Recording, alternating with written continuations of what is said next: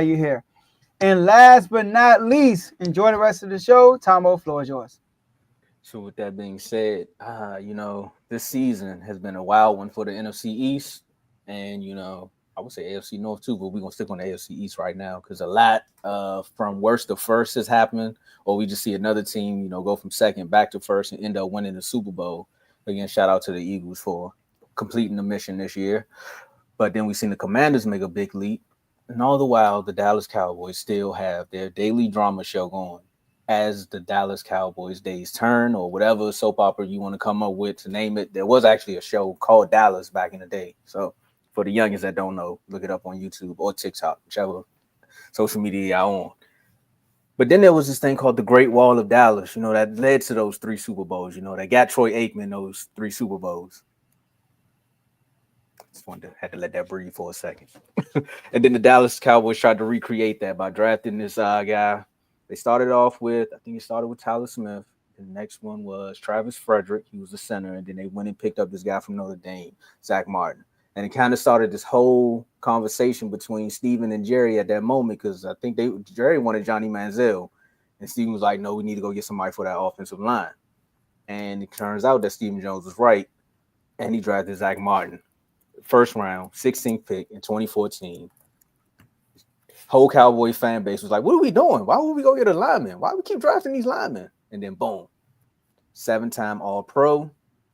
He tied with Hall of Famers like Randall McDonald, John Hanna, amongst those are the most amongst guards. Also, the only player with 7 first-team All-Pros, but the person that has the most that just retired with 8 right now is Aaron Donald. So that right there lets you know him going up against guys like that.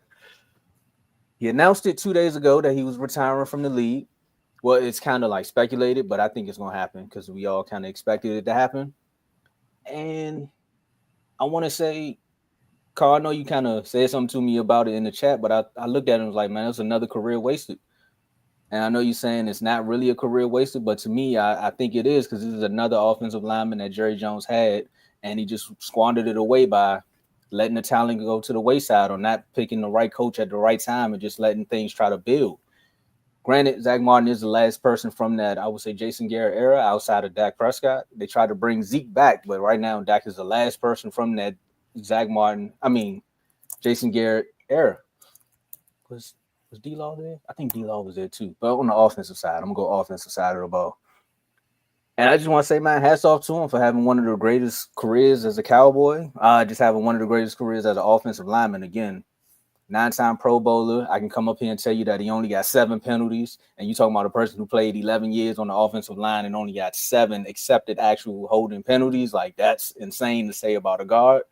But for some people like this, you just kind of want to see them win the ring. And I know Michael Parsons had alluded to it, and it started a whole argument back in the middle of the season when he was like, when you lose games like this, you feel bad for guys. Like, I'm not really worried too much about Mike McCarthy, but you want to win games for guys like Zack Martin. And this is why, because he kind of felt like this was going to be his last ride.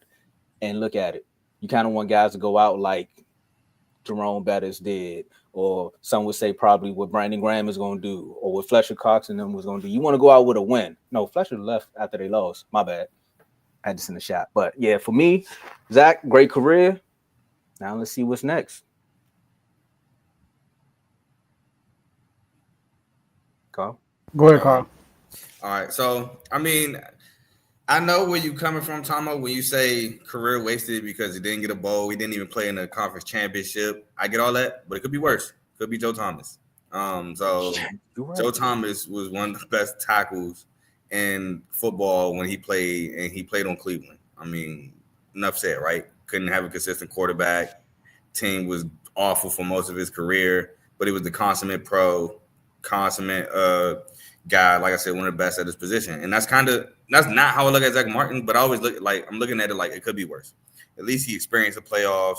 He was on America's team. Who knows what perks he got for being there? One of the best linemen on the team. He got to play with a great back in Zeke. He had an amazing career. I saw a crazy stat that said he got more All-Pros than holding calls, which is top tier. That's top notch. Great career, man. Hats off to him. I think he is a Hall of Famer, especially playing on the Cowboys, being a great lineman like that. I don't know if he's gonna be first ballot because man, I think Luke Kuechly just got snubbed for first ballot, so it's tough to see who's gonna be first ballot these days. But he had a Hall of Fame career. Hats off to Zack Martin, and yeah, that's all I really have to say, man. Great career. Android Joe. Oh, it's Android Joe. I think something going on with Joe's service right now, so we gonna wait till he come back. I think he's good. Are you good now, Joe? I'm here. Oh, tell me Oh, out. there you What's go. going on? It went. I thought you took yourself out. I did because you froze. No. I didn't know what was going on. All right, let's get back to it. I got We can hear hear you. I don't know what's going on my end. I can hear It's me. blurry, but we can hear you. It's like a All right, delay. I just had a question for Tomo, man. I don't know what's going on over here. I don't know what's going on over here. I just got a question for Tomo. All right. So Tomo, do you think that if he felt like if Zack Martin, first of all, great career, Zack Martin. I want to give you a prize, one of the best offensive linemen, in Cowboys history for real. And also, all made an all-decade team. I think that's an honor. When you play 11 years and you win and you make the all-decade team, I think that's very huge right there because most of your career is just a decade. Or your whole career is a decade. So, but do you think that if the Cowboys had an opportunity to win a Super Bowl, he would have stayed another year? I think so. You don't leave like that, especially if you think this team really got a chance to do it. I think so. The reason why I asked because Dak came out with his comments that we're close, and then Zack Martin retires after that. I knew the setup was coming, man. He basically said, "Cap." Because Jason Kelsey, he stayed another year when they lost, thinking they'll win a Super Bowl. But then how they went out, he was like, "Dog, I'm about to retire." And he retired. Now I know he probably would have thought he should have stayed. Yeah, they won the Super Bowl, but his mind was like, "I don't know, man." So he retired. So and Zack Martin, I think I told you before, Tomo, like a Cowboys Super Bowl would be the best Super Bowl. Like I feel like the Cowboys would benefit from winning the Super Bowl than any other NFL team. I mean, we always talk about the media slander the Cowboys get. Imagine if they win the Super Bowl.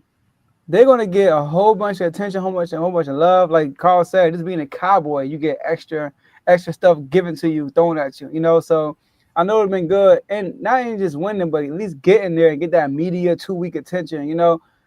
But he never experienced it. So I felt like when I saw that, I was like, dang, the timing of this. Dak come out with his comments, and then he comes out with that. So that's why I wanted to ask you that question. So I think, and before we move on, I think for Zach, he was also dealing with a lot of injuries too. So I think when Dak said that, he probably thought Zach was on the verge of like coming back and giving us one more go. So again, like timing in life is crazy because Zach probably woke up and was like, "Man, my back hurt. I ain't got time to be doing this again, and I'm not about to waste another all season with Jerry making false promises." So I'm gonna just go ahead and take this exit now.